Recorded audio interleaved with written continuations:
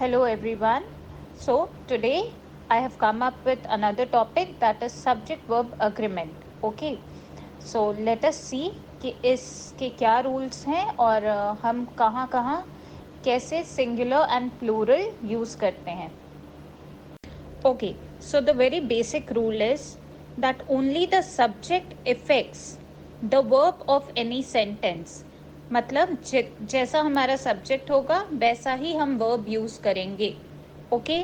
So it is very important कि हम किसी भी सेंटेंस में क्या सब्जेक्ट ले रहे हैं टू अंडरस्टैंड कि उसका वर्ब कैसा होगा, सिंगुलर होगा या प्लूरल होगा. Now will see the very basic of it. इसका बहुत ही बेसिक फंडा है कि जब हम सिंगुलर सब्जेक्ट यूज़ करते हैं तब हम सिंगुलर वर्ब यूज़ करते हैं उसके साथ, एंड देन जब हम प्लूरल सब्जेक्ट यूज़ करते हैं we use plural verb with it. जैसे Ram plays cricket and they play cricket. So it's a very simple thing and हमेशा in whatever the subject is, we have to follow this very rule. Understand? Singular subject, singular verb, plural subject, plural verb. The next rule is when two or more subjects are joined by the word and, the subject becomes plural and so the verb also changes to plural. Okay?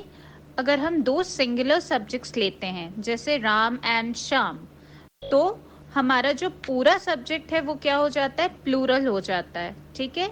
So now we are going to use plural verb with it. Right.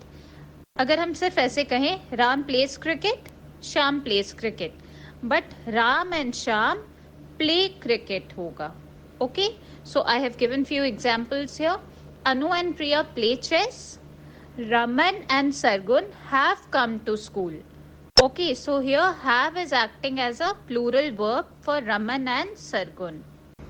Now the very basic and important rule, okay, जिसमें हम हमेशा confuse होते हैं, which says if the subject is modified with each or every, then the verb must have s in it and it takes up a singular verb. That means कोई भी sentence में अगर हम ईच या every से start कर रहे हैं तो वो हमेशा सिंगुलर हो जाता है. ईच मतलब हर एक, एक आ गया तो that talks about singularity of the subject. तो जब सिंगुलर सब्जेक्ट होता है तो हम वर्ब भी सिंगुलर यूज करते हैं.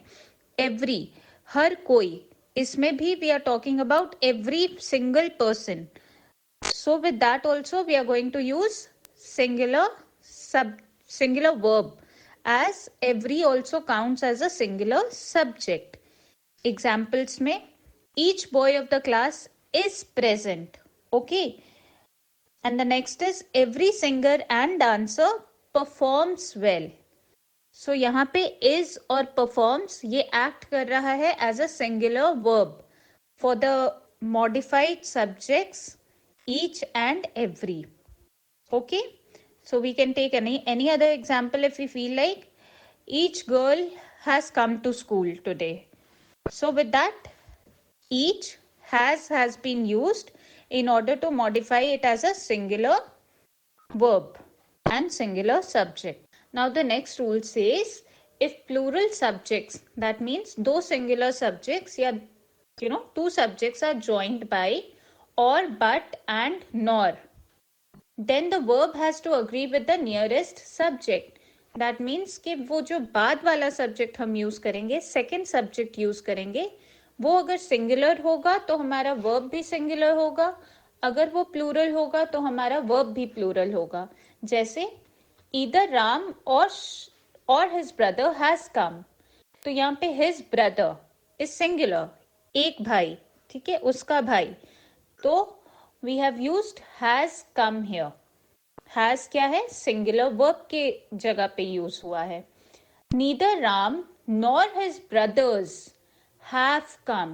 ब्रदर्स क्या है, ये सेकेंड सब्जेक्ट है जो हमने यूज किया है और ये प्लूरल है, तो यहाँ पे प्लूरल वर्ब यूज होगा.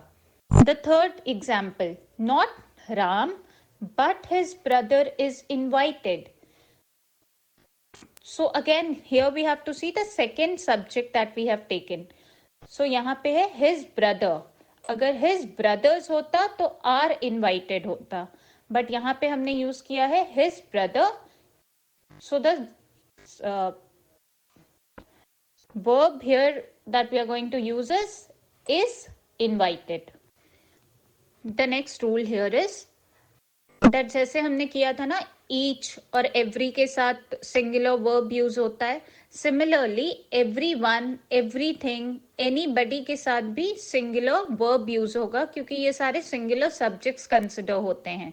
So everyone, हर कोई, walks to the park, everything written in the book is true, हर एक चीज, तो जहां पे एक आ जाता है उसको हम सिंगुलर सब्जेक्ट की तरह कंसिडर करते हैं और उसके साथ वर्ब जो लगाते हैं वो भी सिंगुलर ही होगा. एनीबडी इज वेलकम्ड, कोई भी, ठीक है, कोई एक इंसान भी वेलकम्ड है, कोई भी आ सकता है. So here everyone, everything and anybody are considered as singular subjects. तो इन सब के साथ हम सिंगुलर वर्ब ही यूज करेंगे. Now we also need to understand कि कुछ कुछ सिंगुलर सब्जेक्ट्स होते हैं जिनके लास्ट वर्ड्स एस से एंड होते हैं, ठीक है, जैसे politics, mathematics, economics. So we need to understand कि ये प्लूरल नहीं है, it's just one singular subject. So the verb that we are going to use with these are singular verbs. Fine. Economics is liked by all, क्योंकि ये एक subject है. जैसे किसी किसी बुक के भी नाम होते हैं, the three musketeers, it's the name of a book. So एक बुक का नाम है, singular, is an amazing book. Okay, so this is another way of how we use singular subject and singular verb together. I hope I am making it very clear. Now rule 8 says when a collective noun, ठीक है, collective noun कुछ भी हो सकता है, जैसे family, group, committee, class, ये सारे जो है सब्जेक्ट सिंगुलर कंसिडर होते हैं. एक क्लास, फैमिली, एक फैमिली, ग्रुप भी एक ही कंसिडर होता है. तो all these go with singular verbs in it, ठीक है, वैसा वर्ब जो एस के साथ एंड होगा, making it singular. So the example is my family with all my crazy cousins always walks to the store. Next is rice and curry is my favourite food. तो rice and curry यहाँ पे food की तरह consider हो रहा है, तो हम क्या यूज करेंगे, सिंगुलर वर्ब यूज करेंगे. और यहाँ पे सिंगुलर वर्ब क्या है, is. Okay, so the next rule is, it's a little confusing and it's quite difficult as well, so please pay attention. When the subject is a unit of measurement of time, distance, money, fraction, weight, etc. The verb will end in s, meaning कि उसका जो verb है वो singular ही होगा. No matter plural आपको लग रहा हो, measurement of time, distance, fraction, कुछ भी, ठीक है, but still it will act as a singular verb. Fine. So 10 kilometers is a long distance. 10 kilometers, it's a unit. So is use हुआ है. 2/3 of the business has been ruined. So 2/3 यहाँ पे क्या है, of the business. Okay, so when we use fraction as well, तो हम singular verb use करेंगे. 2 feet of kite string tangles easily. Okay, so 2 feet here is a unit of length. So springs use हुआ है, sorry, tangles use हुआ है. Half of the apple is rotten. Half of the apples are rotten. ये थोड़ा exception में जाता है. When we speak about half of the apple, तो हम एक ही एप्पल का आधा पार्ट ले रहे हैं, तो इज हो रहा है.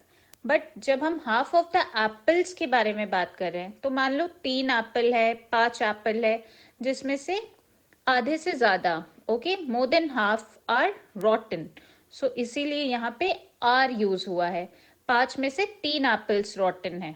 Okay, so 3 is obviously more than 1, so इसीलिए आर यूज हुआ है. These two are exceptions here. Next rule is when using who, that or which, we must consider the singularity or plurality of the noun used and then use the verb accordingly. ठीक है, कोई भी sentence जिसमें हम describe करते हैं और use करते हैं ऐसे वर्ड्स जो है हु, दैट और विच. ठीक है, so with these we will see कि हमारा जो सब्जेक्ट है या नाउन है वो अगर सिंगुलर है तो सिंगुलर वर्ब यूज होगा, वो अगर प्लूरल है तो वो फिर हम प्लूरल वर्ब यूज करेंगे. जैसे यहाँ पे मैंने एग्जाम्पल्स दिए हैं. The girls who eat cake are happy. अब यहाँ पे आर क्यों आया? क्योंकि हम एक लड़की के बारे बात नहीं कर रहे, we are talking about more than one girl. Okay, so the girls who has been used here, so इसीलिए हम गर्ल्स पे ध्यान देंगे. ठीक है, यहाँ पे कुछ और भी हो सकता था. The dogs who run very fast are after me. Okay, it can be anything. Next sentence is the girl who eats cake is happy. So हम देखेंगे कि यहाँ पे हमने गर्ल्स के साथ ईट यूज किया है और आर यूज किया है. सेकेंड वाले में हमने the girl who Yeats use किया है क्योंकि girl is singular here, so Yeats acts as a singular verb.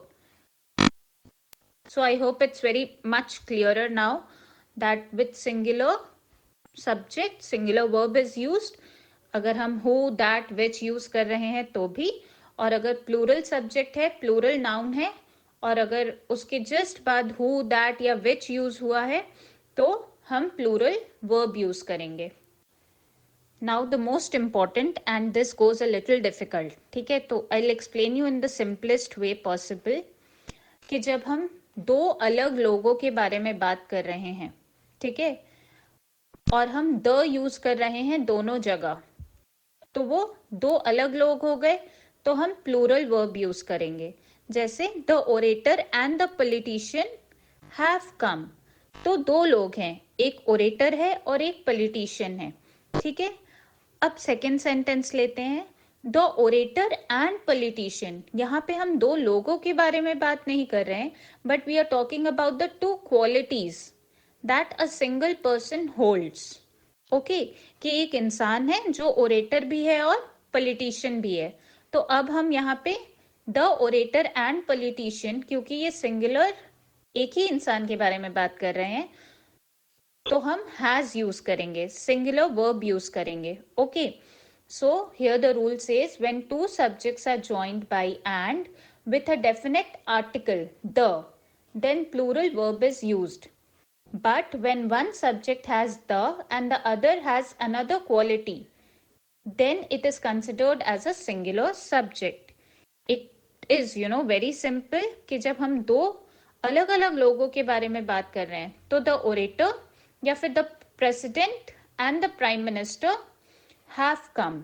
Okay, but अगर हम अब नेक्स्ट सेंटेंस में प्रेसिडेंट की ही कोई दो क्वालिटीज के बारे में बात कर रहे हैं कि the orator and the first man, the orator and first man has come, the orator and the first man have come.